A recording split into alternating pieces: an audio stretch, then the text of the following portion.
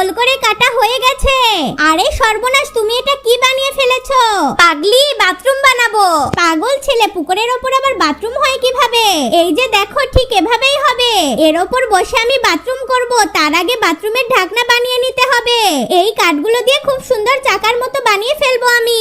আরে বাহ, তুমি তো পুরো জানালা বানিয়ে ফেলেছো। না রে পাগলি, দেখো এটা বাথরুমের ঢাকনা বানিয়েছি আমি। দেখি দেখি তোমার বাথরুমটা কেমন হয়েছে। আরে এর নিচে তো পানি দেখা যাচ্ছে। আরে এরকম থাকবে না তো, এর নিচে আমি পাইপ লাগাবো। দাঁড়াও, তার আগে একটা জানালা কেটে নিতে হবে। আরে ওয়াও, তোমার জানালা দিয়ে তো সবকিছু একদম দেখা যাচ্ছে। দাঁড়াও টুম্পা, এরকম রাখবো না, আমি থাই গ্লাস লাগাবো, তাহলে আরো সুন্দর দেখা যাবে। তুমি পারো বটে, বাথরুমে আবার কেউ গ্লাস লাগায়? একবার লাগাই আমি, তারপরে দেখো কত সুন্দর দেখা যায়। আরে হয়েছে, তাড়াতাড়ি বের হও, আমার খুব বাথরুমের চাপ এসেছে। এই তো রাকিব চলে গেছে, এবার হবে আসল খেলা।